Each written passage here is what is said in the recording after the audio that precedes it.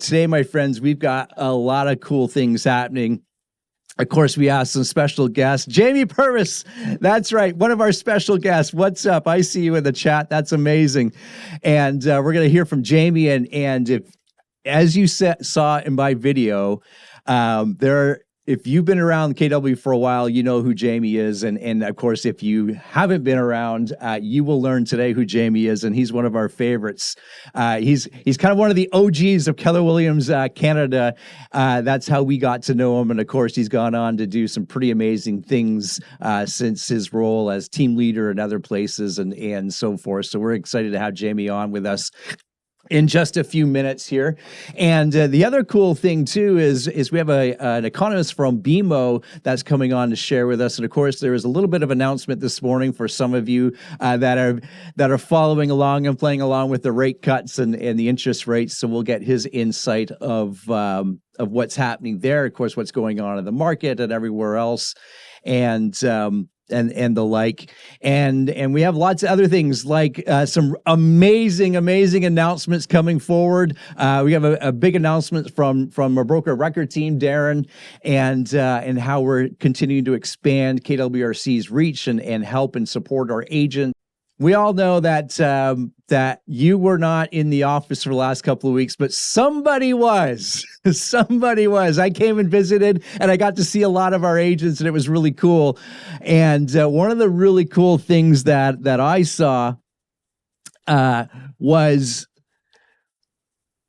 the new market, our new market lounge. And this blew my mind. If you remember, this was our old bullpen. And I know I might be late to the show, but I came in and I saw all of the hard work that one of our favorites have done. And this blew me away. And I've heard some pretty cool, amazing stories of our agents are starting to use our lounge, use it for client meetings, use it for industry meetings, use it just to connect with each other, Jen and Colin. This is pretty amazing. Yeah. Jen, go ahead. I was going to say all the credit on this goes to Steph. She had this vision and she was just like, we're making this happen for the agents. I want them to have a space where they can sit, relax, meet with clients, just hang out in themselves and just rest. And so this was what came from that. And she made it happen pretty quickly too. It was very, very impressive. And the agents have been loving it. I see people going down there all the time past my office to sit in there, meet with clients, or just hang out with each other and chat. They were doing masterminds in there yesterday and script and role play. So it was awesome. Yeah. Excellent, Colin. That leads perfectly into what you want to say. Absolutely. And obviously the person who spearheaded this is our MCA, Stephanie. And she's just been that person who is just constantly thinking about each and every one of our agents. Sometimes she's messaging me, she's still in the office, 8 o'clock, 9 o'clock in the office. What if we were to do this for our agents? So today we want to take a moment and recognize Stephanie as our cultural ambassador.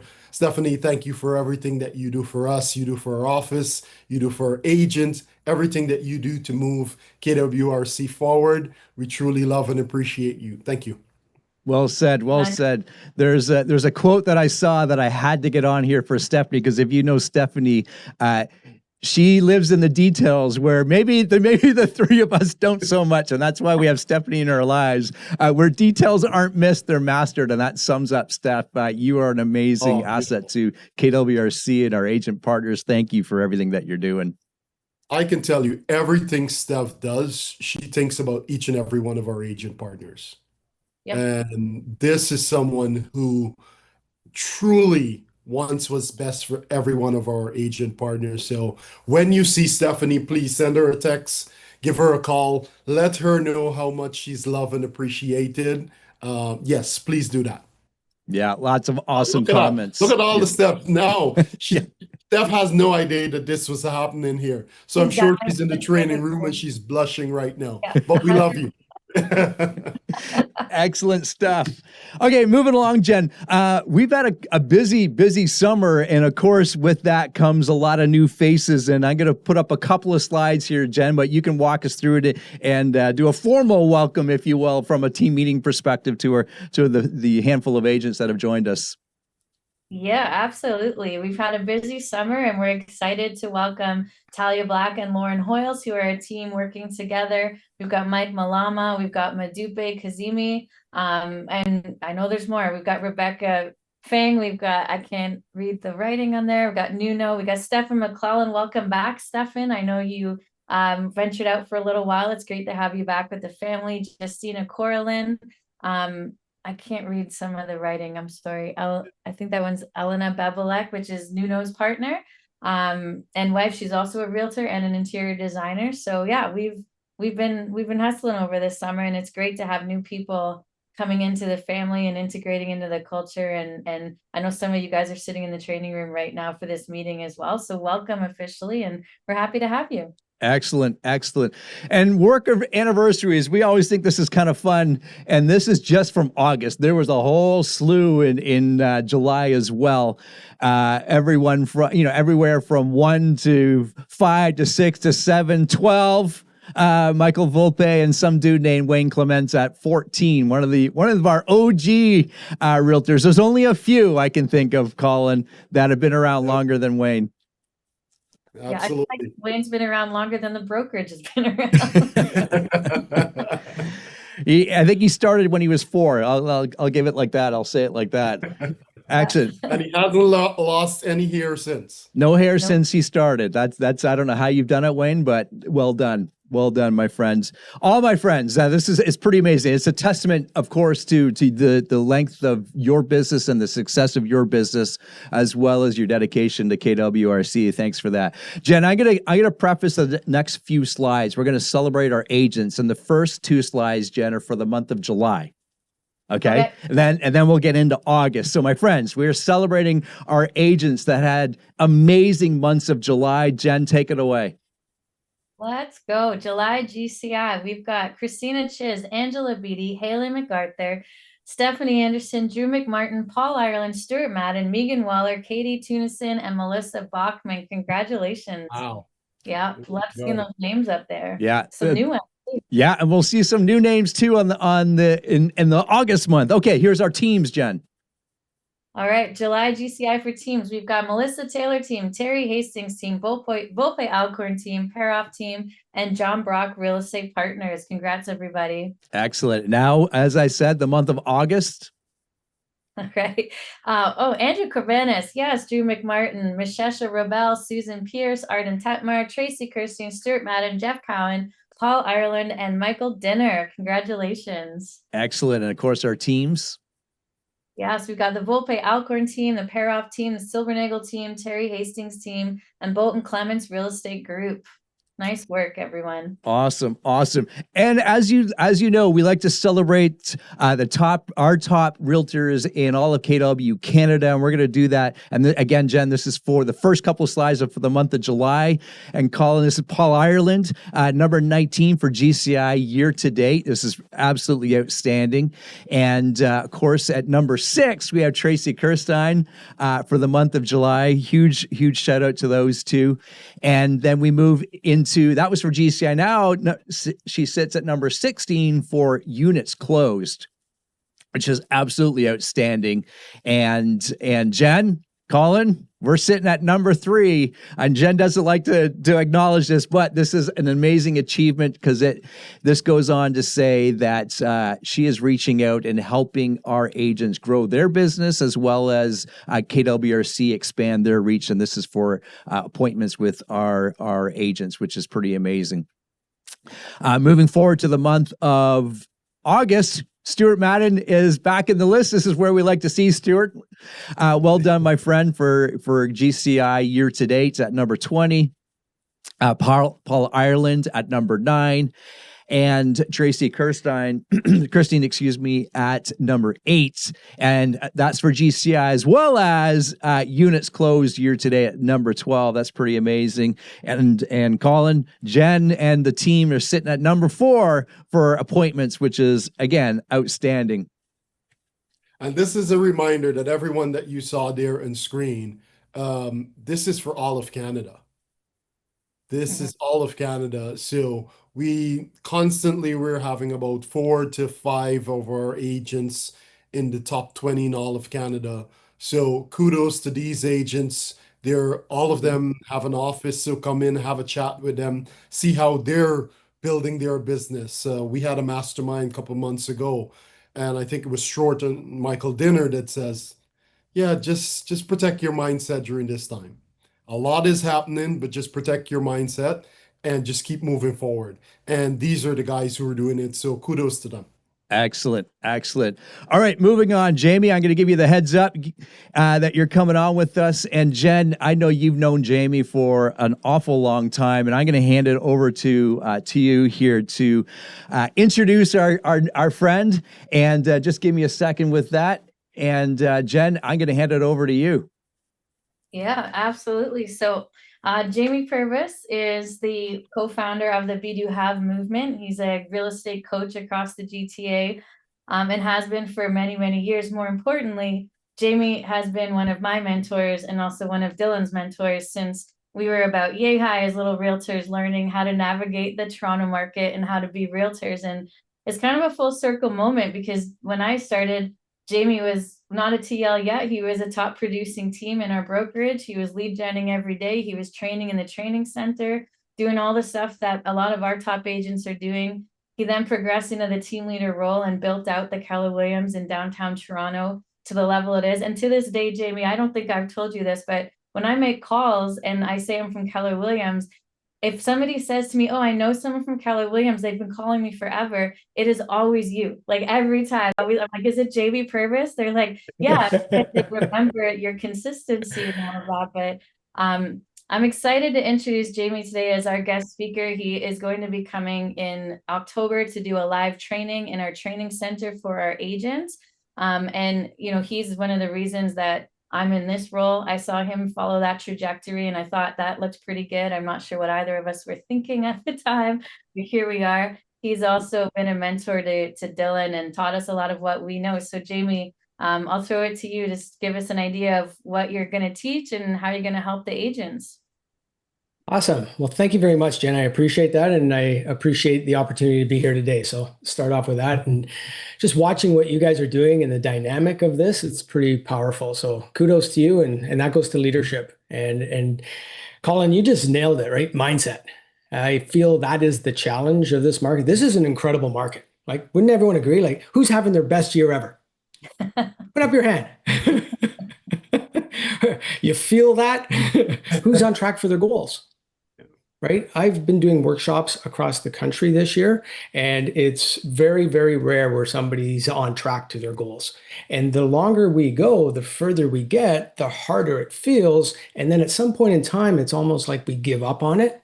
And then we settle back and we just are going to end up where we end up. So I'm really excited about coming in October because this breakthrough, how do we break through this belief system that might be keeping us stuck? Everything is mindset. And the market is right here, right, Colin? You would agree. I follow Colin's path. Like, this is the market. Rates came down today. Who cares? It does not matter. We have to identify and embody the behavior, be the realtor who's achieved their goals. So if I can give everybody something to think about today between now and when I show up, October 8th, I believe it is, right, Jen? Noon? Okay, what I encourage everyone to do today is to get really clear. Imagine you've achieved the goal that you set from today till the end of the year. Pick your number. Whatever your number is, just pick it and write that down. And here's what I would encourage. Decide now when your last workday of 2025 is. Make a decision. This is the last day that I'm going to work this year because I'm going to spend time with my family and enjoy it. Beautiful. You get to celebrate that piece. Decide on your workday that you're going to finish everything you're doing this year. Secondly, get clear on what is the goal or what is the intention of the income you're going to write between now and then? And then you write an affirmation for yourself. I'm so happy and grateful now that I've achieved that goal. And we have a quarter coming, so it should be at least $75,000 or more. Pick your number. I'm going to set a baseline for everyone, $75,000 every 90 days. That's what I'm going to embody for you to believe in, identify to that, or more. It can be high as you want, not below 75, because 75 turns into a $300,000 business. If you were making $300,000 right now, would you feel better about your business and your life? right? Identify with that. So now you start to imagine. And to do this, you put yourself in the future. It's a future identity. You're creating your future in your mind. That's where this starts. I'm so happy and grateful now that I've just achieved $75,000 or more on or before December 20th. Start to identify with that person. Who are you at that point? Who are you being? How are you showing up? Energetically, how are you? How is your morning? How is your evening? Are you showing up with excitement? Because if you've ever noticed, when you're excited and you're in momentum, things keep coming. We want to get in that state mentally and emotionally first. It shows up in our business. It has to, by law. It's a byproduct. We get back what we put out. So if we're putting out that it's a tough market, I'm behind on my goals, how am I ever going to achieve it? Everything's going to feel hard and you're not going to see opportunities. There is so many opportunities right now. I was just looking at last month's sales stats. So across August on Treb, there was 5,211 sales. That's 10,422 opportunities to make an income. Did you claim your fair share or your unfair share? And if you didn't, now's your opportunity. So you make the decision, I'm going to finish strong. I'm going to achieve my goals. You're in an incredible office. You have amazing leaders that will identify with you and put you on a path forward. And here's the irony. Everybody right now could tell me exactly how to achieve $100,000 in the next 90 days. Would you agree with that? I could sit down with every single person here and you can lay out the plan. The question is, are you doing what you know? We call that the knowing doing gap. And this mindset is what blocks us from proceeding and following through on doing what we already know. So we don't need to do more. We need to be more. We need to identify with the behavior, the identity of a goal achieving realtor. You've achieved your goals. And here's the important piece. And on page 77 of the Millionaire Real Estate Agent book, Connect with Your Big Why, you understand what's important about you hitting your goals. And you have to identify that. And Colin, I watch you. I know this is resonating, right? You need to know at a deep subconscious level what's important about hitting your goals. And I mean emotional, like to the point where you can explain it and feel the emotion. If you don't feel the emotion, you haven't gone deep enough. And that's what I'm going to embody when I show up on October 8th. We're going to help you identify that person first. We spend some time on that because, in my opinion, that's more important than anything you're going to do. Because if we keep doing the same old with the same old feelings and same old beliefs and identity, we're going to keep getting the same results. And Jen, you probably noticed this, right? In my recruiting years, what I noticed is people get stuck in what I call the income zone. They make plus or minus 10% of what they make every single year. Yep. And the market, the rates, all that becomes reasons why we do or don't do things. It has absolutely nothing to do with it. So I'm going to give you 3 words. I'm going to ask everyone to write these down because this is how you could help me for when I show up on the 8th. Decide, believe, expect. So the first thing is decide what your intention is. What is your target? What do you desire for your income between now and the end of the year? Start to believe it. And I mean deep-rooted belief. And the minute doubt kicks in, and you're going to notice it, right? The market. The market is, everyone tells me it's the market. I had somebody yesterday who was defending the market, and I said, look, we're done. We're done. Because you're going to fight for that, and that's why you're on your way out of the business. Decide, believe you have every ability to achieve your goal. And if you want to look for success, look at your past experience, your past results. If you've ever had a month where you've made 5,000, 10,000, 25,000 or more, that is evidence you've already done what your goals in the past have been. So you build the belief, look for patterns of success, look for patterns in your life, in your business, and you'll see the results are there. So then we get to pull those from the past, embody that in the future to help build your belief. I've done in the past, I can do it again. Now, if you haven't done it, I love what you guys shared. You've got top producers across the country in your office. Take them out for lunch, sit down with them and just talk to them. Share, they'll share, just ask them, like, how are you feeling? How are you doing this? How are you protecting your mindset? What I've learned is top producers are happy to share, especially in the KW world. Other companies, maybe not so much. In KW, it embodies the culture. You've got people around you. You've got great leadership. Build the belief.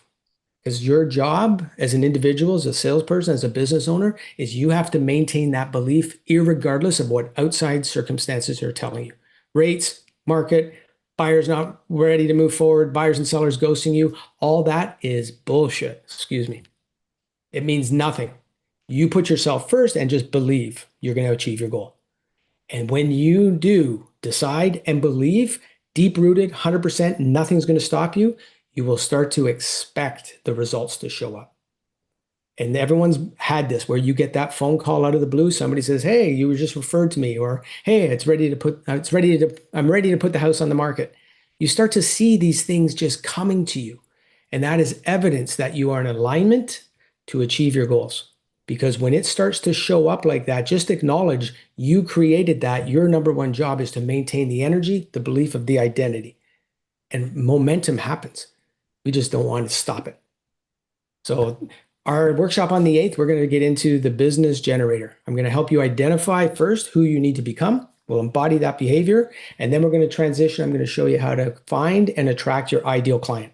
They're already around you. We're just going to help you create a plan so you can attract it. And that will be your focus moving forward. So I'm really excited for this opportunity. And I could keep going, Jen, but I'm going to stop. Do it all the way, Jamie. Make them come out for it, But yeah, that will be in the afternoon on October 8th. You guys will get the information. Please register for the session so we know how many people to attend. It is in person because Jamie is coming to put that time into being with you in person and getting into implementation on these activities. And you can learn from a better person. So I'm excited, Jamie, for you to be here and for the agents to experience your knowledge and what you can give back to them and help them hit those goals by the end of the year.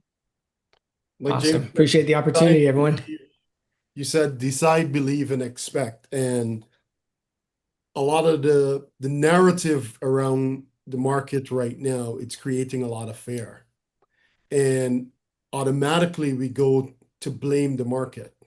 And like you're rightfully saying, Jamie, is when you argue for your limitations, you get to keep them. So put those blinders on, keep those noise out, protect your mindset, and crush the end of the year. So it's going to be phenomenal. I'm so grateful that you're going to be teaching that course here in a month or so. So looking forward to it.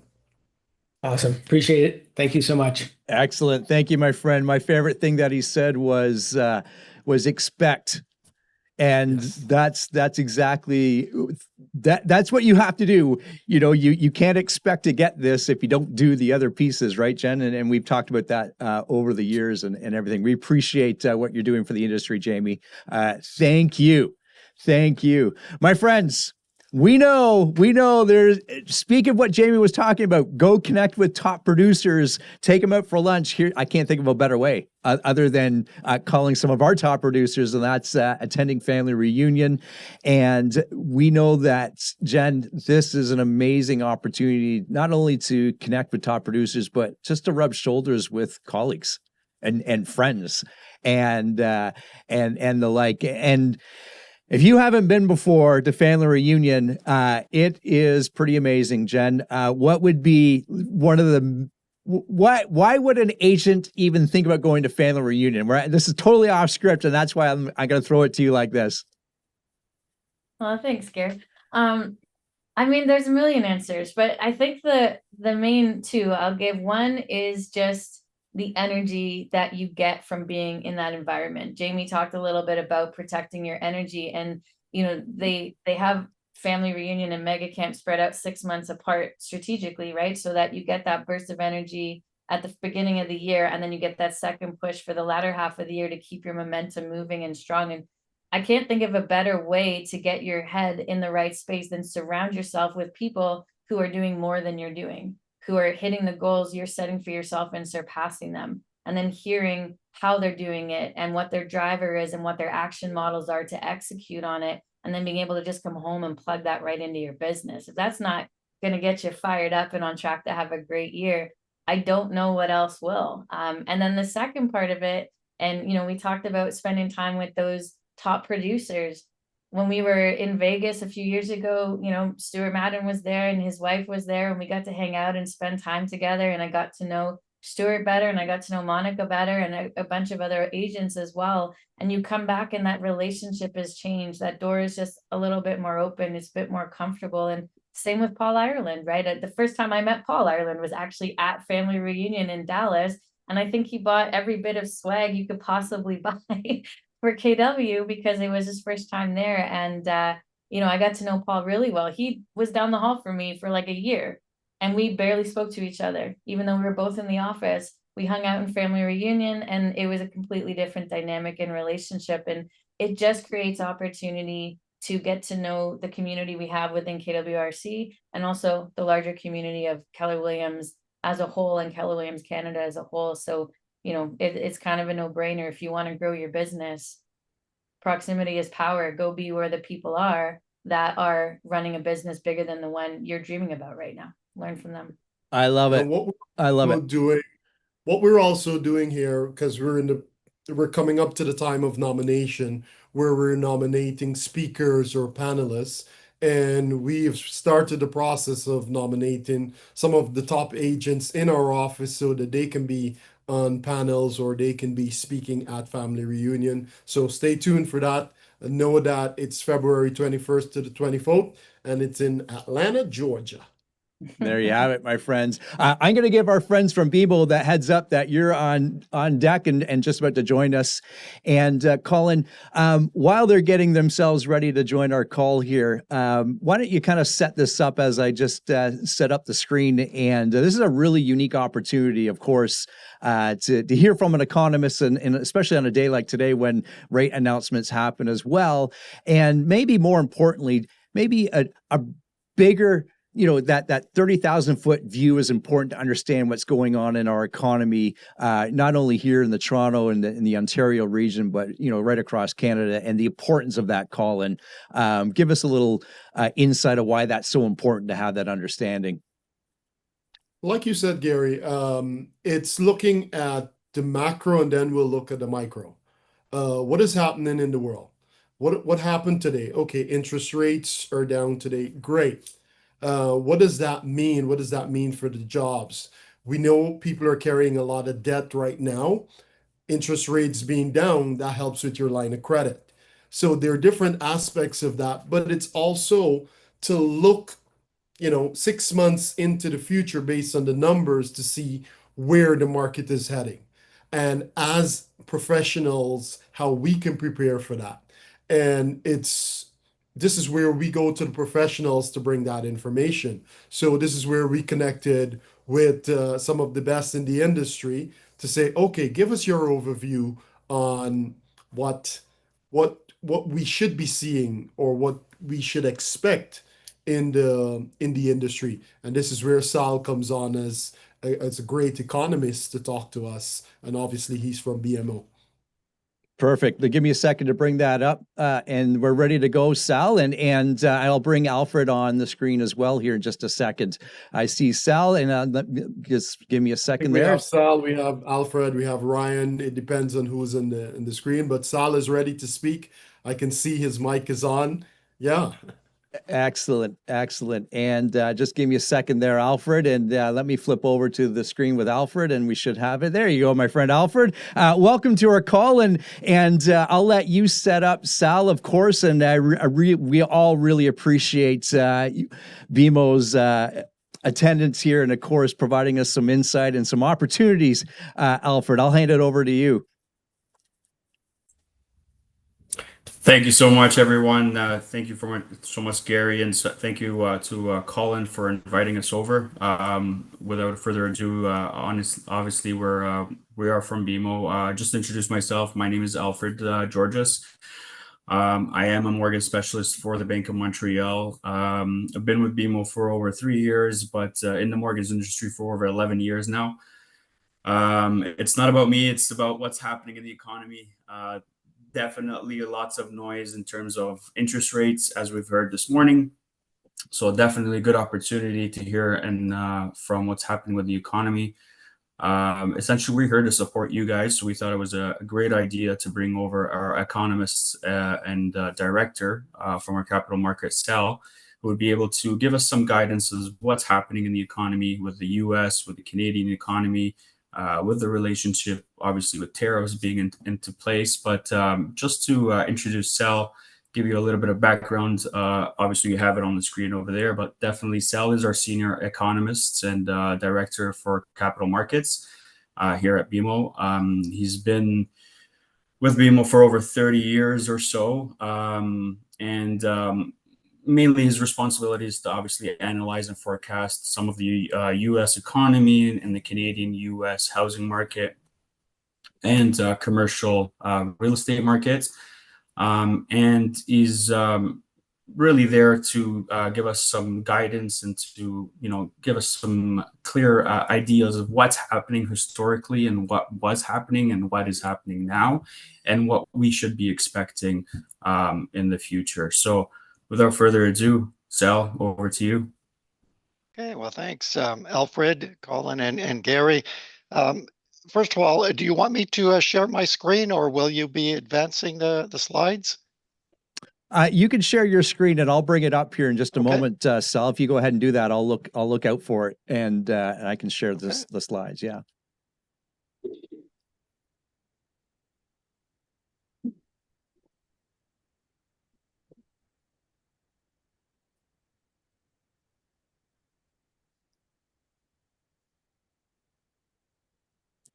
Oh, you have full control over it, Sal. Go ahead. Okay, as long as you can see the slides in front of you, let's begin. So, well, let's take a step back first of all, and well, about a year when the housing market was clearly recovering in the Greater Toronto region, the Newmarket region, in response to Bank of Canada rate cuts, lower mortgage rates. But of course, that recovery was rudely interrupted by the trade war. So where do we stand in this trade war? Well, we got off to a bad start, apparently, back in February, where both Canada and Mexico were clearly on the front lines and in the so-called gun sights or crosshairs of the White House in this trade war. But the good news is that we really have moved well back of the front lines since then. And the real plus for Canada overall in this trade war is that we've ended up with duties, tariffs on average that are much lighter than most other countries have faced. But when you look at the average tariff rate in Canada on Canadian goods shipped to the US, it's about 6-7%. Yeah, it's not great because it was almost zero a year ago. But when you look at other regions, what they're facing right now, duties minimum of 10% and many more in the 15% or higher range. Canada actually has gotten off relatively well so far. And of course, that's why it's critical that we re-sign this free trade agreement, CUSMA, over the next few months or so, because what's really helped us is the exemption on products shipped to the US that are compliant with the free trade agreement. They cover vast majority of exports to the US. So despite the fact that, yes, hefty duties on steel, aluminum, and copper of 50%, and duties ranging up to 25% of motor vehicle shipments to the US, the average tariff rate is still around 7%. So for most Canadian businesses, that's a very manageable tariff to deal with. Now, unfortunately, of course, those industries hit with very punishing duties have struggled in Canada. So it is steel, aluminum, copper, and the motor vehicle industry. And that's where we've seen the bulk of the economic pain and to some extent the layoffs here in Canada. And not just that, but the fact that the trade war has created a lot of uncertainty about what tariffs will come next, what the impact will be on the Canadian economy, has really put a chill on Canadian business investment. And the culmination of that we saw in the official second quarter GDP report for Canada, because our economy actually contracted in the second quarter of this year, not by a lot, but at least moderately. And that's after we were outperforming all other G7 countries in the past year growing our economy by upwards of 2% over that period. So it was quite an abrupt pullback in our economy, and really focused on the two areas hit most by the trade war. So the collapse in exports to the US of steel, aluminum, motor vehicles, and a big plunge in business investment on machinery and equipment in the second quarter. Basically, we saw pandemic like declines in both those areas in the second quarter, ranging more than 30% at an annualized rate. And that's why our economy, GDP, did contract by 1.5% annualized in the quarter. And that pain, of course, was not just felt across the economy, it was felt in the labor market. As you can see in this chart here of monthly job creation on net, we posted some almost pandemic-like declines or recessionary-like declines in employment the last couple of months, totaling 106,000 workers on net. So that's that's the normally we see the labor market lag the business cycle, and this clearly was in lagged response to that economic downturn second quarter of this year. And what's happened now is it's pushed the unemployment rate up further to just above 7%. Remember, we were below 6%, a jobless rate, start of the monetary tightening cycle back in 2022. But we're not seeing much in the way of layoffs. In fact, job creation was still relatively healthy until recently. All of the run up in the unemployment rate until recently was due to that unsustainable growth in the population, the labor force, because of unsustainable immigration up until this year. Now we basically have gotten that part, labor supply, under control because of the very aggressive immigration curbs in place this year. But unfortunately, the unemployment rate has pushed a little higher because of the net job losses in the past couple of months now.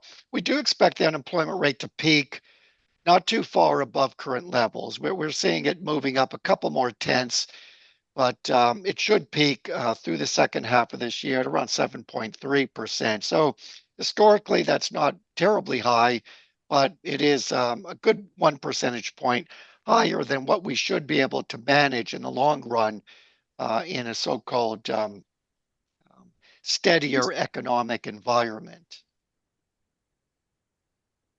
Now, there's a couple of other things that are weighing on our economy apart from the trade war. One is the fact that we're seeing more homeowners resetting their mortgages and their monthly payments at higher rates than what was initially undertaken. Mortgage rates were at record lows 2 to 3 years ago. Now that hit to monthly mortgage payments is not nearly as bad as it was just over a year ago when mortgage rates were about a couple of percentage points higher than they are today. But unfortunately, those monthly payments on average still resetting somewhere in the range of 15 to 20% higher, according to the Bank of Canada's work.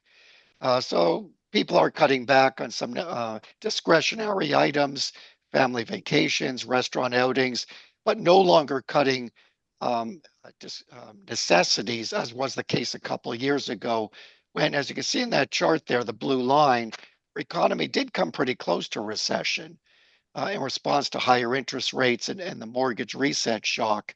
We kind of flatlined for a while back in 2023. Since then, of course, things were rolling along pretty well till the second quarter of this year. But those mortgage resets are still a bit of a drag on our economy. The other drag is from the immigration curbs, slowing our population growth, reducing activity, especially in the housing market and rental markets. That will be a development that's at play for at least the course of this year, maybe into next year, till the government gets back to more normal rates of immigration, about 400,000 or so on net per year. And we see population growth getting back to a more normal 1 to 1.5% annual rate from sub 1% currently. Now, what's pushing our economy, or at least cushioning the blow, is the fact that interest rates are down. The Bank of Canada has cut rates by more than 2 percentage points in the past 2.5 years. And that's really giving our consumers a bit of a lift, because the economic downturn in the second quarter would have been much worse if not for consumer spending growth close to 5% annualized in response to lower interest rates, response to the fact that most Canadian workers still have their jobs in this trade war. It really is just those workers in the steel and auto industries that have faced some layoffs, though that has kind of spilled over to other areas more recently. And because of the wealth gains from the booming equity market, people are still spending. So that's giving our economy a bit of a push. Canadian dollar still very competitively priced. We don't see it strengthening all that much in the next year till the trade war is well behind us. And a lot of fiscal support, as we'll talk about shortly. So, yes, it's been a challenging half of the year for Canada's economy, but we think we will avoid a so-called technical recession, back-to-back quarterly declines of GDP. We do expect the economy is pulling out of its slump in the current period very gradually as consumers are spending. The bulk of the hit from the trade war is behind us now. We're operating at a lower level of exports, business investment, but the impact on growth will no longer be negative as it was in the second quarter. We've taken most of the hit unless the trade war gets worse. So that's a bit of a plus in a relative sense. So we do expect the economy will stabilize second half of this year and then start to grow at a more normal rate through next year in response to lower interest rates, easier financial conditions, partly because of the record move in the equity markets, and fiscal stimulus. So a lot of measures put in place now by the federal government. Officially, we'll see in the fall budget on November 4th, but we already have a pretty good idea of what the government is planning because it's pretty well has dribbled out a lot of these measures in press conferences in recent weeks. So a lot of support, billions of dollars for the tariff impacted industries in Canada, mainly autos and the steel industry. A lot of measures directed at speeding up infrastructure, construction, energy, mining projects, getting them up and running much faster than has been the case for quite some time. Some measures to support the housing market, mainly with the construction of affordable housing for lower income households. So that should give the housing market, at least construction, a bit of a boost over the next year. Now, the cost here will be a much larger budget deficit, from 1% of GDP last year, almost certainly to over 2% of GDP, perhaps close to $100 billion when all is said and done for next year. But at least for the economy, that will give us a boost of at least a half percentage point bump up in growth over the next year. And we're going to get some more support on the monetary side. As we found out today, the Bank of Canada did do what pretty well everyone was anticipating. They cut policy rates by 25 basis points. Remember, they've been on the sidelines since March because their focus shifted from labor market, the economy, to inflation concerns, partly because of the counter tariffs, the trade war. But now, of course, back-to-back big declines in employment, it was pretty well a no-brainer that they would have to refocus on the weakening economy and labor market. So they cut rates today. They did not really signal another move is imminent at the October 29th meeting, and we do not expect a cut at that meeting. But we believe that the labor market economy remains a bit soft. We will need a little more support on the monetary front. So we do expect another rate cut in December and a final cut in March of next year. So an additional 50 basis points of rate cuts, taking the policy rate down to 2% by the spring of next year, from neutral territory to stimulative territory. So that's going to give the economy a bit more of a boost. We won't see longer term interest rates fall too much further because the market, the long end of the curve, is basically anticipating easier monetary policy. So it's already priced in to 10-year, 5-year government account rates, which influence 5-year fixed mortgage rates, for example. So we'll see mortgage rates coming down more so in the variable on the variable side, a little less so on the fixed side.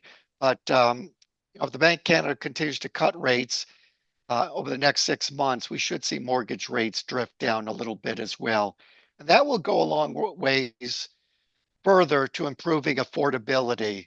We're not quite there yet in the Ontario housing market, Southwest Ontario and Greater Toronto housing markets in particular, where the bulk of the housing correction has been centered for the past couple of years now, ever since Bank Canada began raising interest rates in early 2022, pricking which was a bubble in the housing market in Ontario and British Columbia at that time.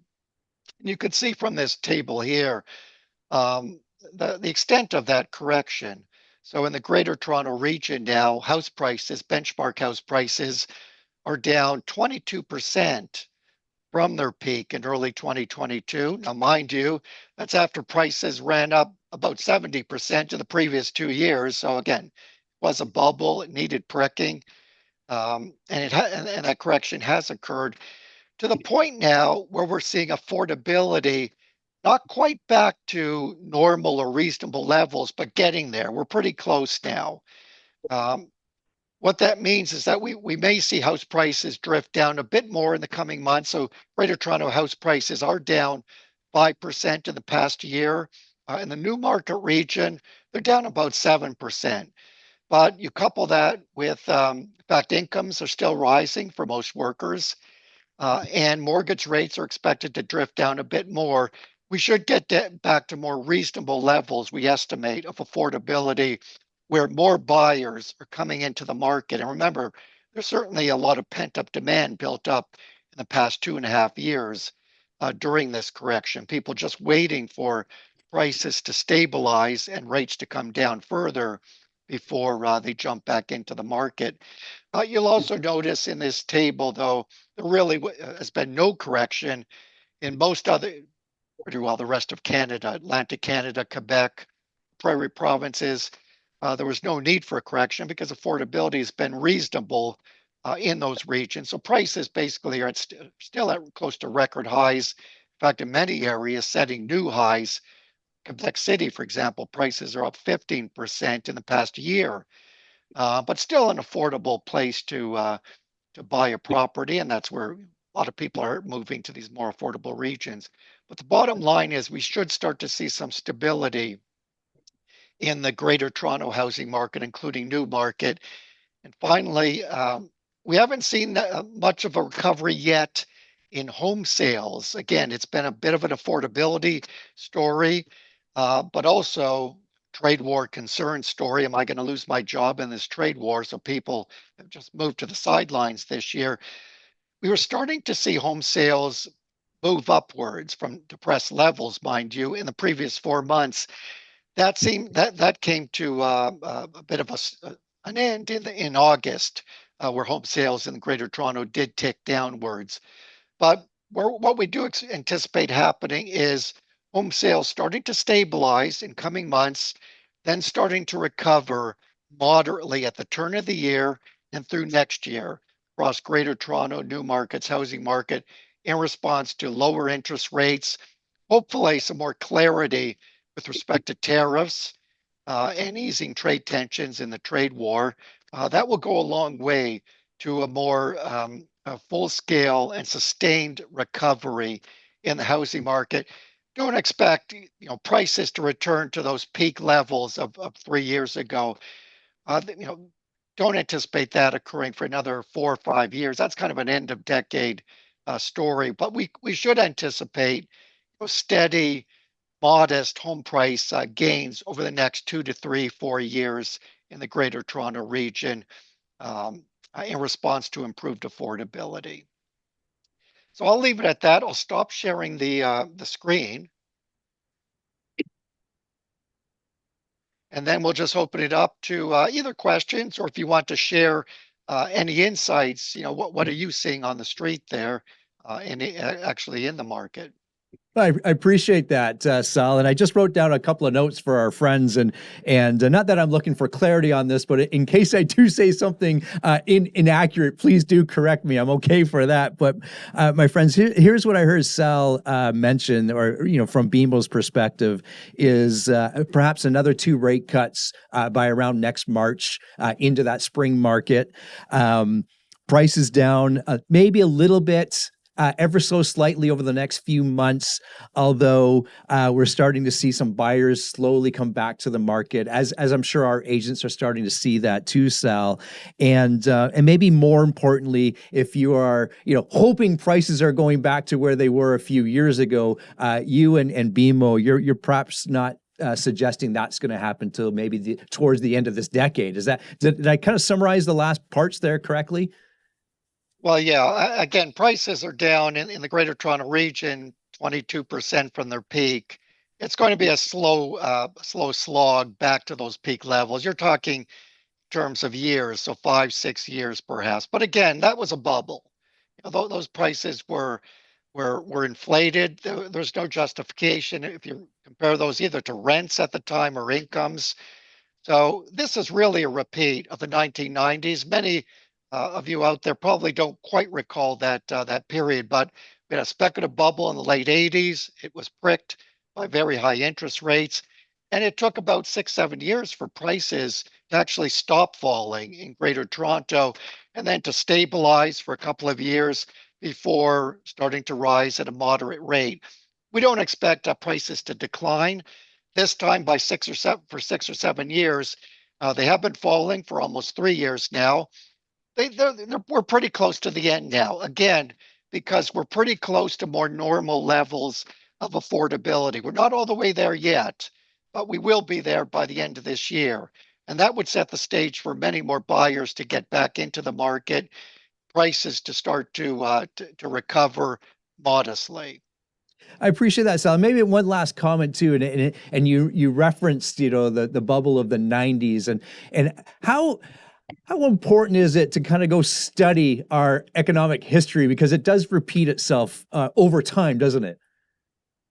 Oh yes, it very much does. And whenever you're in a so-called bubble, when prices are rising so much faster than fundamentals, earnings or incomes or rents, it's hard to tell, number one, whether you are in a bubble, or more importantly, when it will burst. Well, we know the answer to that. It did burst in early 2022, but then it's equally difficult to determine when will the bubble stop deflating. You have a guidepost. You have valuation measures, and according to our estimates, we're pretty close to price income ratios and affordability measures, mortgage service costs, for example, coming back to more normal ranges. Not quite there yet, but getting there. Now, we could always see some undershooting, prices falling below fundamentally justified levels, but we don't expect that will be the case this time, because there is quite a bit of pent-up demand built up in the Toronto housing market and new market housing market. So we do believe we're close to the bottom, not all the way there yet, but we will be there by the end of this year, and that will set the stage for a gradual recovery in home prices. Not to outpace family incomes, which tend to grow about 2.5–3% per year, but sustained moderate gains in home prices in coming years. Excellent insight. We not only I, but we all appreciate your time, and this is excellent stuff. Alfred, I appreciate you allowing this opportunity to come together for us, and we wish you well, and thanks again for your insight, Sal. Do appreciate this. Welcome. Thanks for inviting me. Thank you, everyone. Excellent. My friends, that's good insight. And of course, always good to have, a different perspective on things from different economists and different insights and getting the lay of the land, as it were, from a different, as I said, from a different perspective, and use this information to share with your clients and to help educate not only yourselves but your clients and so forth. So we appreciate that. Excellent. We're going to move forward here, Colin, and thanks for helping us get that set up. This is really cool. One of our favorites, Colin. We've had him on the podcast, Jay Papazan, and I know someone else's favorite out there, but I won't mention her name. She might be on our broker team, but that's okay. Jay Papazan, as we all know, is one of our favorite authors. And of course, as you can see here, he's just written a new book, The Rookie Real Estate Agent. And I will go out and say this probably is a great reminder for even veteran real estate agents out there. So if you know somebody that's just getting into the market or into the industry, this would be a great gift to them. And back at you, I should have Jen on for this, but I know our brokers, I see coming soon. No, it is here, my friends. Social media done for you, from listings, everything. And if you've been following our new market, our new market Facebook page or Instagram page, all of those listings that are coming up, that's all being automated through Back at You. And you can sign up for this too.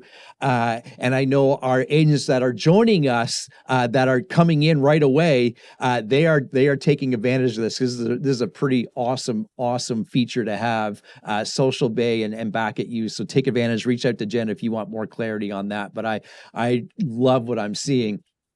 Our legal corner, Simona, unfortunately, was having some logistical issues and can't join us. But my friends, I love Simona. I sent her an email just the other day, and maybe this is common knowledge to a lot of you, but I couldn't remember. One of those times where you just can't remember the answer. And I simply asked her, during a separation, when you're doing a sale of a home, can both parties had the same lawyer transact on that or do the closing for you? And of course, the answer was yes. I got an answer right away. And it's just little things like that. And having someone in our phone like Simona and Mayfair Law Group to ask that question, that's incredibly important. Colin, I'm going to give this part to you, because you and Wayne are both the bold kings. Talk to us about this bold here in Vaughan.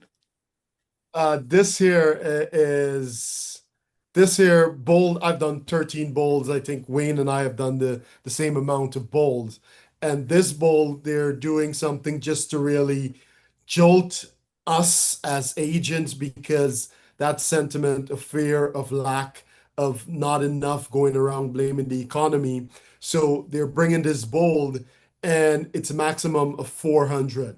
This would be the biggest bold ever hosted. I think the last I heard, we're sold out, because the day it was released, I think we over 250 people registered that same day. So if you haven't registered and you think there's a need for you to be there, reach out to myself, reach out to Jen. We will get you in the room, because that's how we do it. We're committed to making sure our agents are in this room so they can have a successful fourth quarter. So if you haven't, reached out to us, we'll get you in the room. Love it. Love it. I'm going to bring on our broker team, and hang on, I got to move some buttons around here.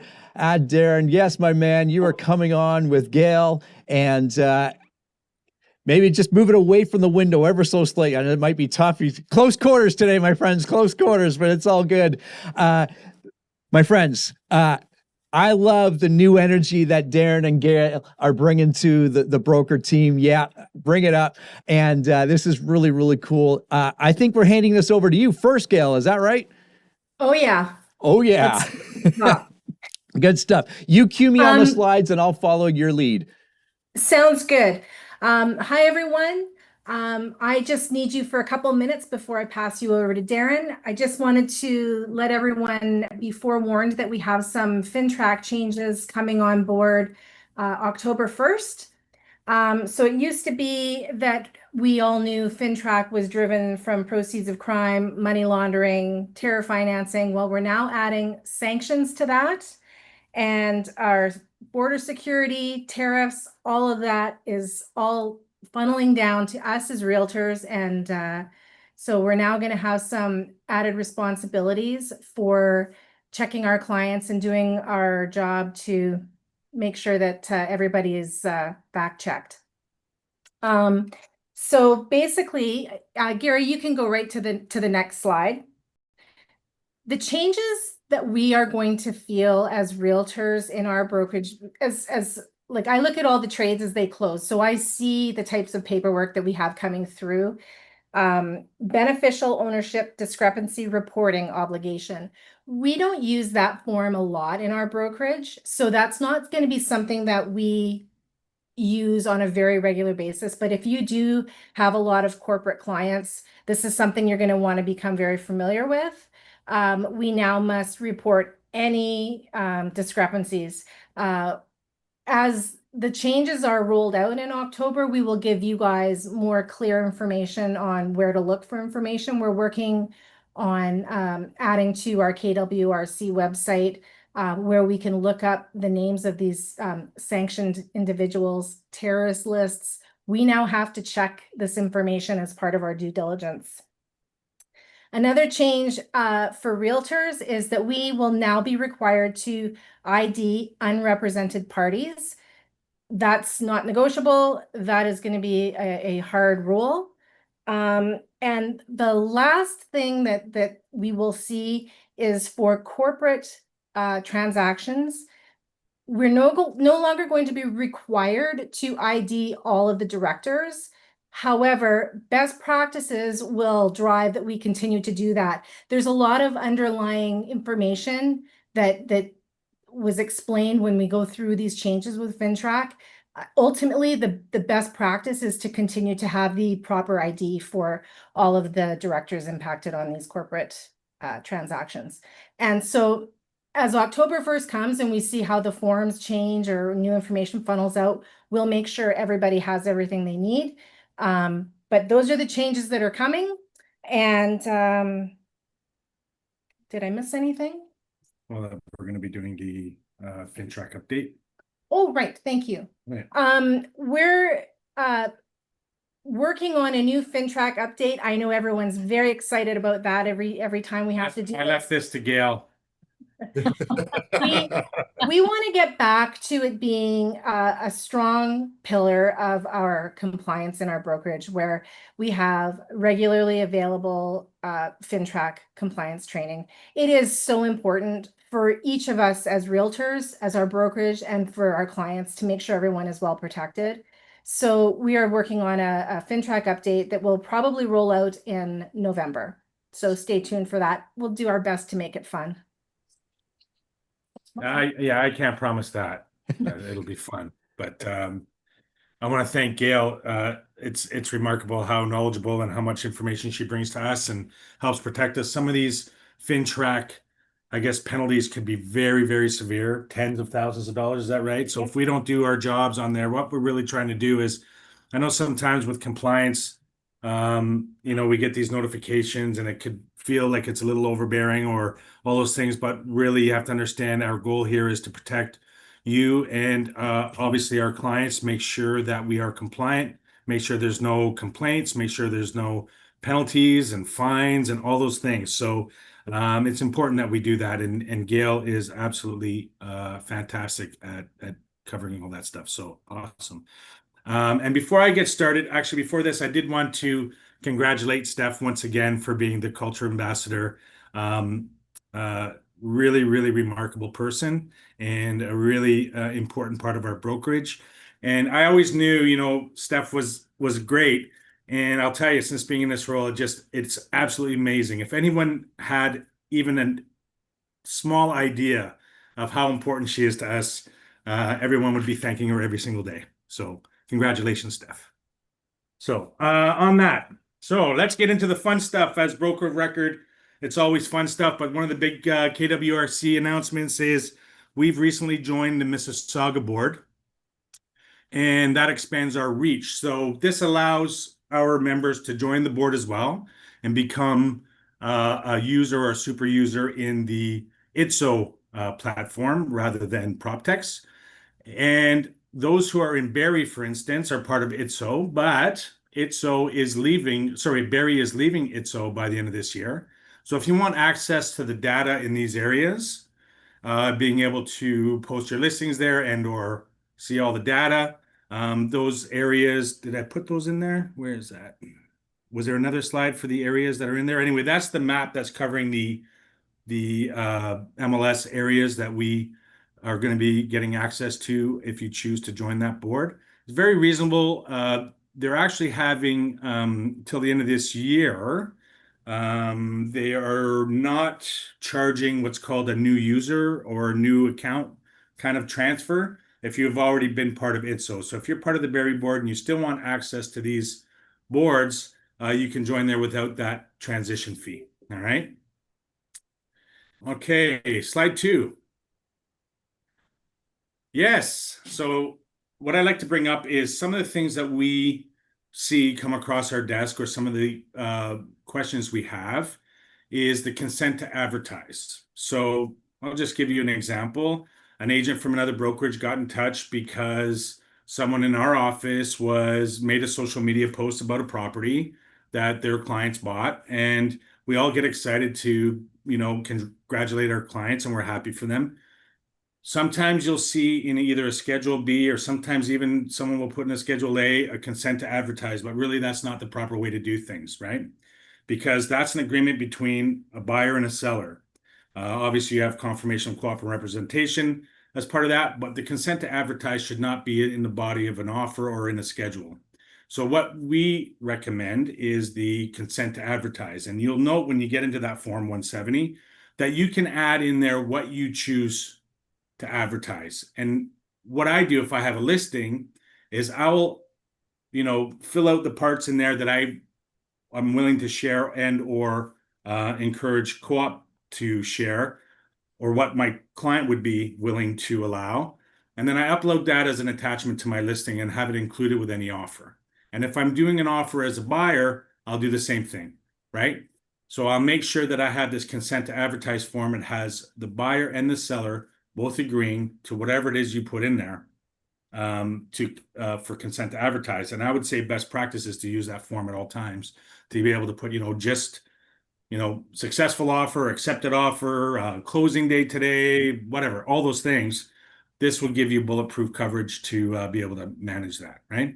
I'll put something in there like exterior photos only, or something like that, or whatever parts I want to put in there. But that's something that's come across our desk a few times, and that's how I recommend using that form going forward for all advertising you wish to do on properties that you're either buying or selling. Okay, like in the agreement, in the listing agreement, there are provisions for advertising, but that's really just for getting data into MLS and all those things, right? And or being able to advertise on your social media about being able to advertise to get buyers and all those things. That's all in there.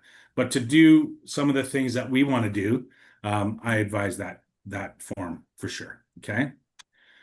Now, this is another thing that came across our desk. You'll notice it's interesting that waivers and fulfillments have a section for the location of where this is being signed, wherever that document is being signed. So it's interesting because that's not in agreement of purchase and sale. It's not in any amendments. It's not in anything else. It's, I don't know if you can see, it's further down. I think it's further down here. Look, signed at right here, just right there. Yeah, signed at. So interesting again that this form is the only one that really has that requirement.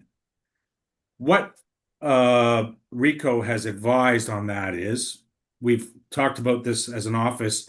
What if one person is in Newmarket, another person is in Mississauga, or someone's on vacation and they're in Europe or whatever? What RICO has advised is be as honest as possible, put a location in there. And if they're in multiple locations, superimpose on that. You can use your text version and add it on there, the locations from where they're signing. Okay. I'm not sure why that's a requirement to have a location where they're signing, but nonetheless, the advice is make sure you get that filled out. Don't leave it blank. Okay.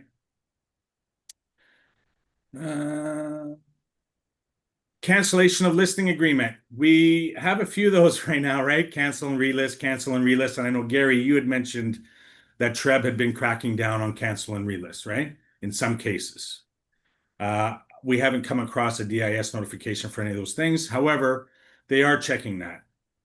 What I recommend is when you have a cancellation and relist, you can put cancellation and relist in new price, whatever it is you need in there, but please also add as per seller's request or as per client's request or as per client's direction, okay? Because then that puts the proof on the client rather than TREB coming back to us on some type of DIS notification. So please add that in there. The vast majority come in with that, but there's a few who just put cancel relist or whatever reason they put in there, but put as per client's request. It's very, very helpful. All right. This is another interesting topic. This is just to show how, so AI is literally just sweeping through all the listings and trying to find these keywords and flag certain notes because they want to have this data integrity. It's super important actually for a lot of reasons. Sometimes you're going to be listing a property that the taxes haven't been assessed. We had a DIS notification. And the process for that is you put 0 in taxes because you don't have taxes, but you have to add a note in the broker comments. This particular DIS notification, just to show how picky they can be. Our agent did the right thing. They made a note in the broker comments, and the note was along the lines of MPAC process not complete or hasn't been complete, something along those lines. PropTex sent us a DIS notification and says, the only acceptable wording is taxes not yet assessed. So you can't use another verbiage that says the exact same thing. So it's just really a notification to be aware of some of the TREB rules and how they flag things and how picky they can be, right? Rather than having to go back and change something, just make sure that when you are filling it out, there's things that, we can have some classes on that later for the TREB rules, some of the new TREB rules that came in this past year. So it's just little things like that to understand that the DIS notifications are being flagged by AI, and they'll be that, restrictive in certain terms. Okay. Yeah, and I think that's about it for me. All the fun stuff, all the technical stuff.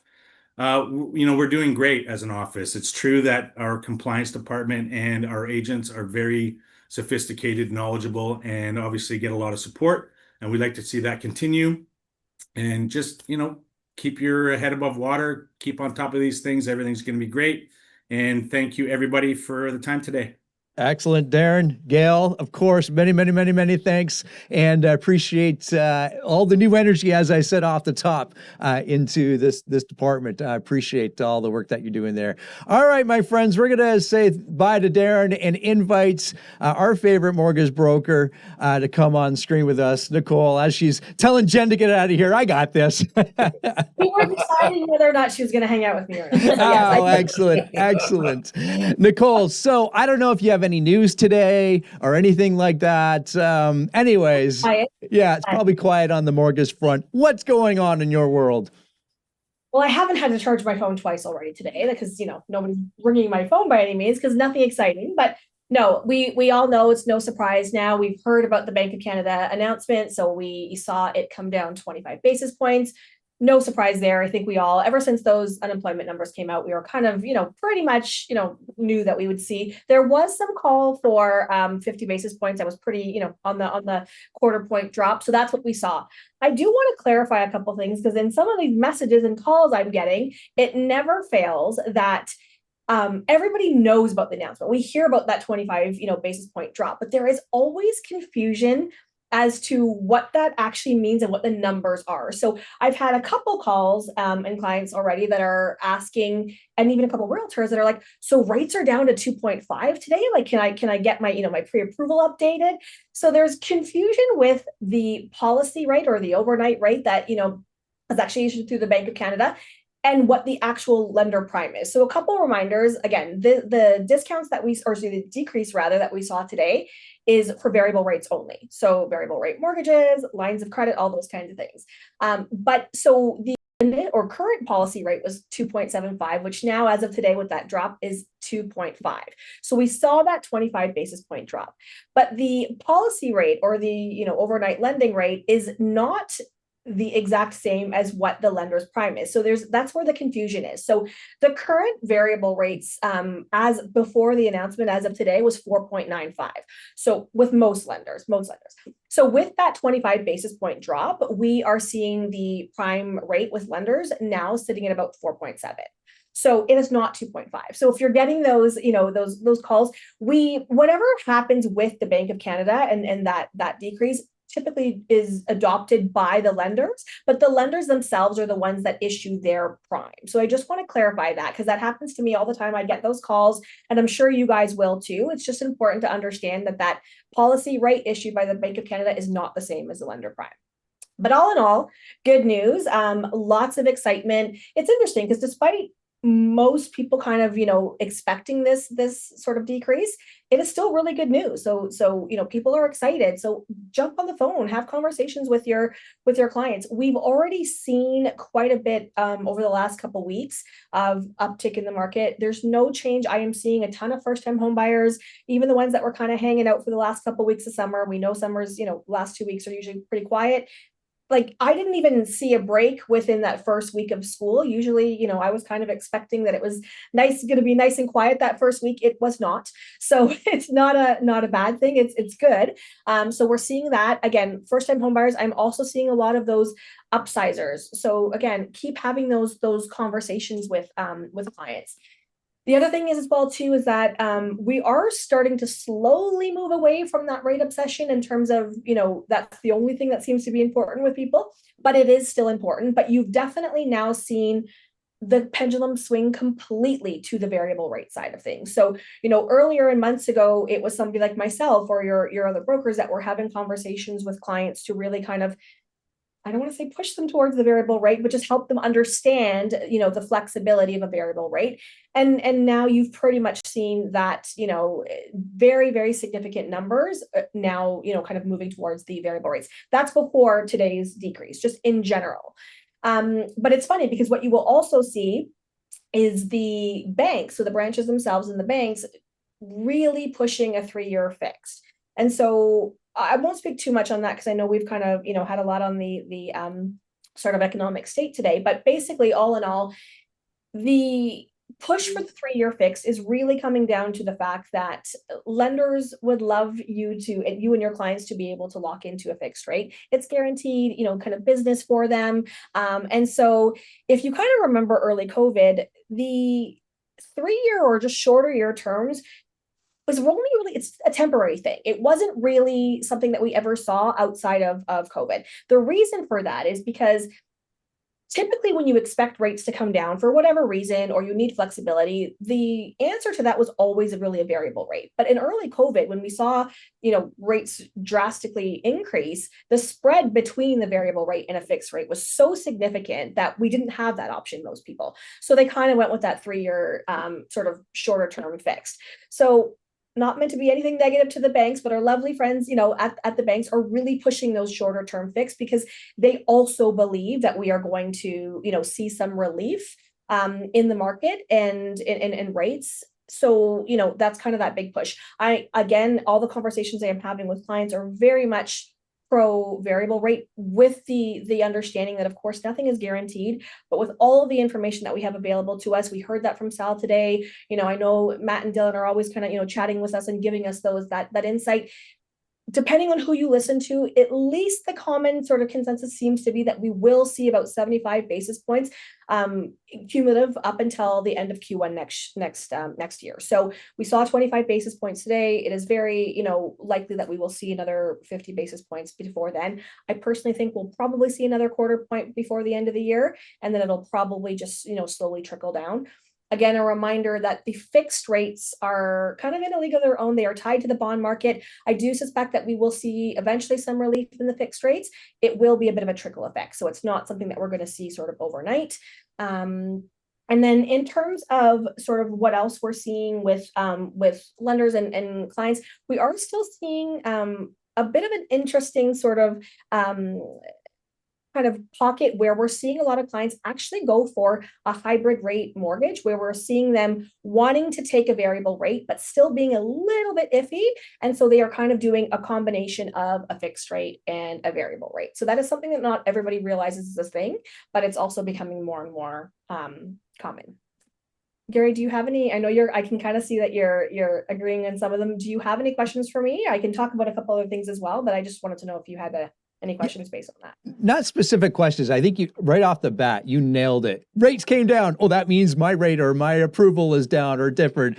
And I think you nailed it. Just it's a matter of reminding our clients to check in with you, because it's not always as it seems. That's a fair summary, right?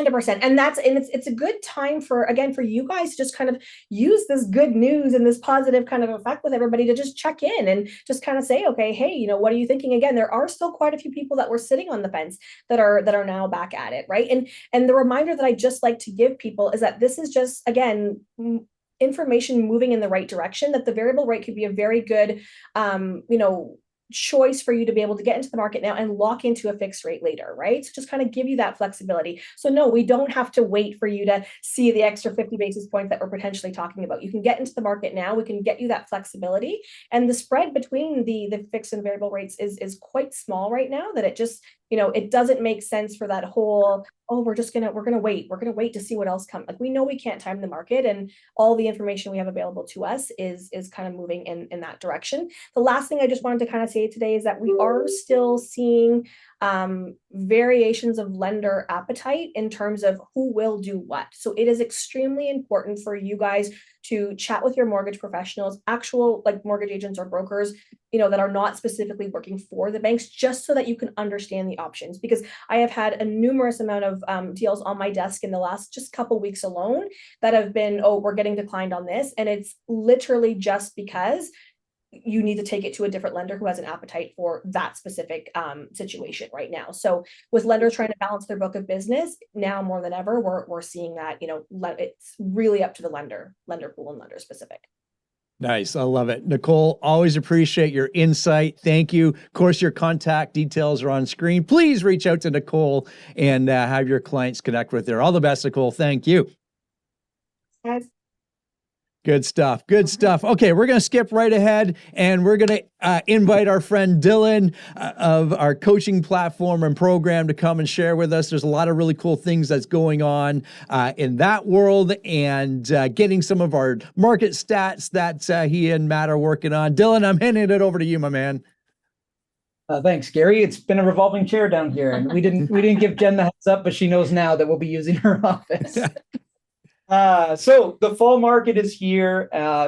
Jen and myself actually just got back from a 2-week vacation. So work is officially kicking off for us now that summer is over. And, that's an important note for a lot of our agents and just everybody in the business right now, is like, this is the time that our habits and our actions are going to make the biggest impact for us going forward, not only for how this fall is going to carry over, but what the start of our next year is going to look like. So that's really what I want to highlight for you guys today. But before I get into the coaching stuff, this QR code that you see here on your screen will take you to a landing page where Matt and I have put all of our stat slides that we do for our 1.5-hour monthly update. You guys can download those slides for yourself. You can use them at your presentations. You can use them to educate yourself just on what's going on in the market. So I highly recommend you scan that now while it's up and take advantage of that, because it takes us a ton of time to put all that together. And to be honest, it's great information. There's a lot of different areas there, but now you don't need to worry about going to the back ends of Realm and the Habistat to take all the notes there for yourself. So the slides are there for you guys to use. We did have to postpone our live recording yesterday, but we will be putting that back on the calendar. And so in this slide deck, you do miss a lot of the stuff where we talk about the policy changes and what's going on in the economy. This slide deck is specifically for the stats for you guys, so you can use them in your business. And we'll make that a habit going forward so that you guys don't need to reach out and ask for the slide deck. It'll just be there for you guys every single month for you to take advantage of and use in your business. Now, I want to talk about the fall market and consistency, because this is one of the big things that thankfully Jamie was on today. And this is one of the big things that makes the biggest difference in your business and in terms of your success, it's going to be mindset and consistency. And I can't think of anything more consistent than Mike Russo on the morning kickstart calls every weekday from 9 a.m. to 9:30. And so what I would challenge everyone to do is, if you are looking for a new habit to build, say you picked up some bad habits over the summer months, or you just enjoyed a little time off, and that's okay too. Now is the time to rebuild those habits. And there's nothing better than starting every weekday with the same step at 9 a.m., hopping on that call with Mike, getting into the right mindset to conquer your day. And like we said, consistency is key. It's not short bursts of focus that are going to give you lasting success in this business. It's consistency. And so starting with those morning kickstart calls, I highly recommend. Then we also have Melissa Bachman, who does a live training every Monday from 11 to 12. This is based off of our boot camp that we have as well. And you get live time with Melissa that will walk you through those topics. We've had a lot of feedback just in the office in general about looking for specific trainings. Melissa covers all of that. And to be honest, you've got access, just between these two things, you've got access to two of the top producers in our office. I saw the Russo team up there on the stats. I saw Melissa Bachman at #1 for GCI in July there. And I know that she's on track to have one of her best years ever. And there's no mystery that it's been how she's showing up in the office and how she's showing up in her business right now with that consistency. So hats off to both of them. And again, to be honest, I think you're just missing out on a massive opportunity if you aren't taking advantage of your opportunities to see these guys every day and then having Melissa there on Monday. So I highly encourage you guys to start taking those steps and rebuild those habits. Start with the the morning calls at 9 a.m. Tune in to Melissa's calls there on every Monday at 11. It will take you places. And it always makes me think of James Clear. People don't rise to the level of their goals. They fall to the level of their systems. If you don't have the right systems or habits right now, we need to change that. So I highly recommend that you tune into these things. On that stats webpage, there is another form at the bottom where you can submit contact that will come right to Jennifer and myself. We would be happy to book a strategy call with anybody, get you set up for the next 90 days. It's truly that 90-day window that we have right now that's going to make the difference for you guys in 2026, but also try to get a couple more deals out for the end of this year. So yeah, we have so many resources there. We want to be here for you. We want to help you. Please take advantage of them. We look forward to talking with you. And that's it for me today. Excellent. I love it. My friends, if your business is not where it's at or where you want it to be at, that's the guy. That's the guy. Reach out to him first and allow Dylan to just share with you what their program has done for many, many others, like Melissa and others and so on. My friend, thank you. Thank you. Okay, Take care, everyone.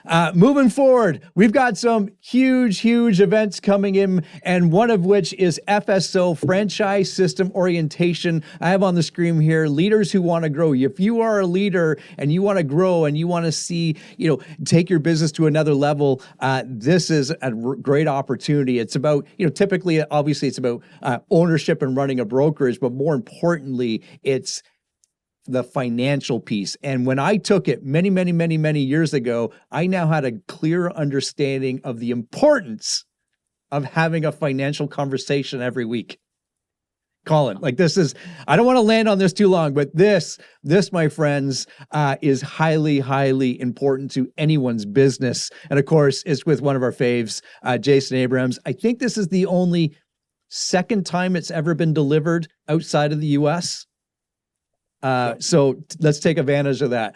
Jason, anytime you can hear Jason Abrams speak in person, it's a good time. And not only is it a good time, you will learn something because he doesn't set the bar here. It's way up here. Okay, moving forward.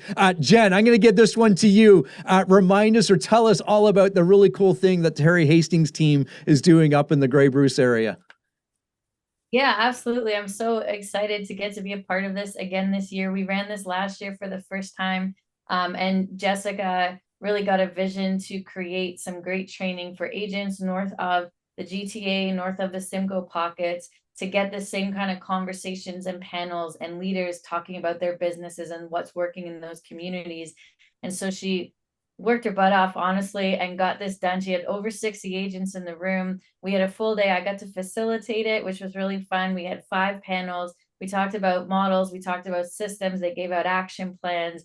And basically, they just discussed what they were seeing in their market, what was working for them, and how they were getting those results to be the top producers on their boards, not just in their brokerage, but on their board across Grey Bruce. And Jess has done it again. She's been working on it tirelessly since probably January of this year. And we do have our 2nd annual biggest real estate of the event in Grey Bruce happening on October 8th. Save the date. There are seats for you if you want to attend. It is free to come. I will be there. Colin will be there. Ian Davies, who's the regional director of Keller Williams Canada, is speaking at the event. I will be facilitating the panels once again, and we would love to have everybody attend. For those of you that aren't going to Jamie Purvis's, you could also take the day up, take that nice drive up north. It's beautiful, especially this time of year, and just learn and appreciate and get some time to add more to your business, because it's a different conversation. We talk about the markets here. We talk about what we're dealing with, the pressures of kind of our local economics, and this is a different community. And most of us work in smaller communities as well as larger communities. So there's a ton of insight on how to master that, because that's what they're doing all day, every day. Of course, some of our agents from Terry's team will be on the panel, but there's agents, it's brand agnostic. There's agents from all different brands speaking. And we're very excited about it. So if you want to attend, shoot me a message, let me know. I'll get you registered for it. And hopefully we can see you there on the 8th. But if not, just make sure to throw your support to Jess and the team, and feel free to promote the event as well to any realtors you might know in the area. Jen, we've got a lot of stuff coming up. Why don't you run this down in a fast, economic way? I will do my best. I will talk really, really fast. Okay, so starting next week, we have Mike Russo teaching Protect Your Value workshop. This is all about understanding your value proposition and protecting it when you're sitting across the table from your clients. You guys need to be there. Mike is phenomenal at this. Over the last 2 years in his business, we've actually worked on protecting his commission, and he's improved his commission gains by over 0.5% annually just from last year to this year because of this conversation we've been having. And he has stepped up to say, I want to teach the agents in the brokerage how to do the same thing. Please register for that. September 29th is the first step to Bold, that free Bold Colin reference. Message Colin, message myself. We'll get you in if you're not already registered. October 1st, our favorite, Wayne Clemens, is running our business planning clinic. It is from 1 to 3 o'clock in the Newmarket Training Center. It is in person only. Please register. This is the beginning of that 90-day window. Get your plan built first. That's step number 1. Wayne's going to walk you through how to do that through the economics and the mindset and the numbers. October 7th, we have our top 10% mastermind. You will get invited if you have earned the access to that event.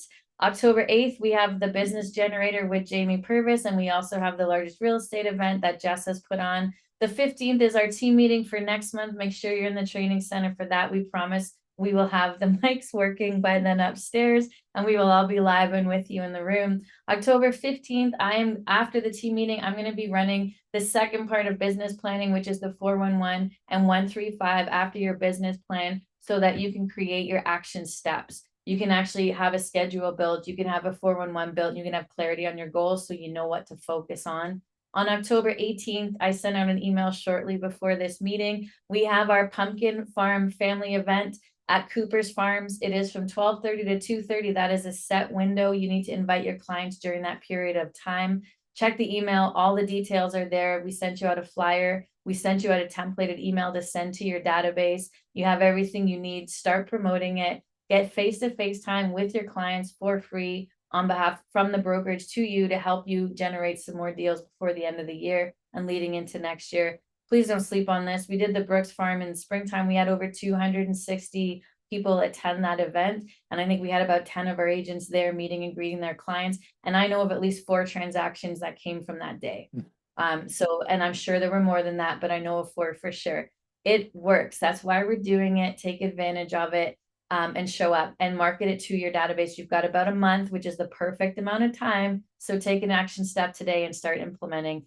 On October 22nd, we are hosting a team leader workshop and panels. That is for all of our team leaders in the office. We're going to be inviting other team leaders from other brokerages that I'm in relationship with, as well as some of our top team leaders, to have a workshop kind of like the symposium last year. talk about what's working, the challenges, how you're handling things, learn from each other, grow from each other.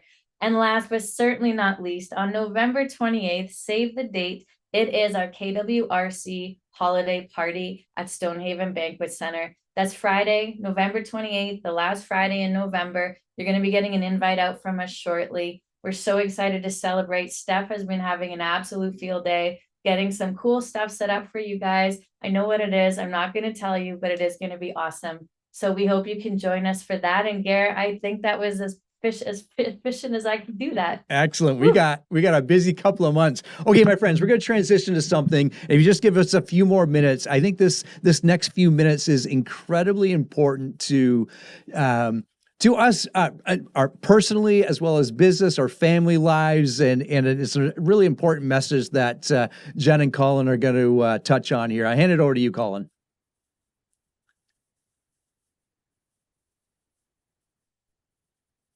Colin muted. Sorry, Gary. That was my fault. Gary's like, what on earth did I do? Those in the training room upstairs, again, our apologies, technical difficulties. However, like in everything else, we need to pivot, and this is why we're here. It's Gary and I, we were talking about this a couple days ago, Jen and I as well. And I think it was during COVID is where, Gary, you first put this out there, right? And then think before you post, before we post on social media. Is it true? True has a few extra letters there, right? Is it helpful? Is it inspiring? Is it necessary? Is it kind?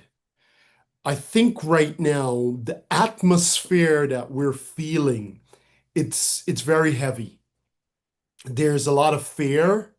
There's a lot of anger. And social media and the news is certainly not helping. Before, the news was there to inform us.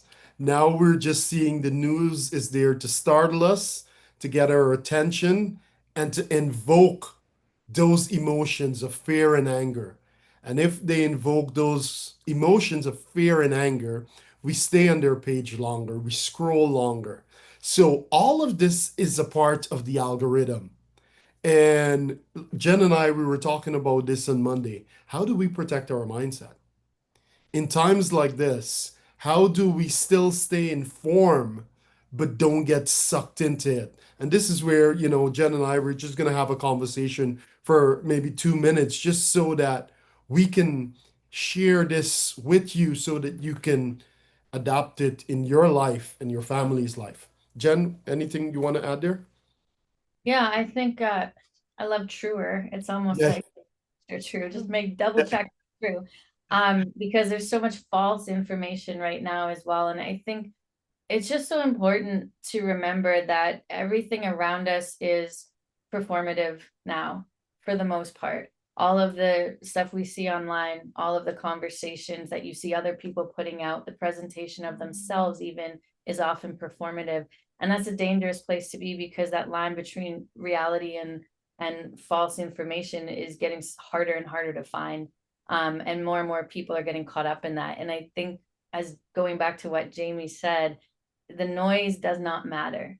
What's happening outside of what's important to us, outside of our value system, of our belief system, our community, it matters on the big scale, and it's important to be educated and to understand it, but it doesn't matter so much in your day-to-day. And if you're finding you're getting sucked into it, you're finding you're getting caught up in it, that it's having you act different or show up differently for your family, for your relationships, for your clients, for your business, please take a minute and just reset, if we can, and say, hey, how am I showing up every day? Because Colin, when we talked on Monday, you said that quote to me, and I'm going to get it wrong, I'm pretty sure, but I'll try, where it was like, if we want to change the world and we're not happy with what we see, we start at home.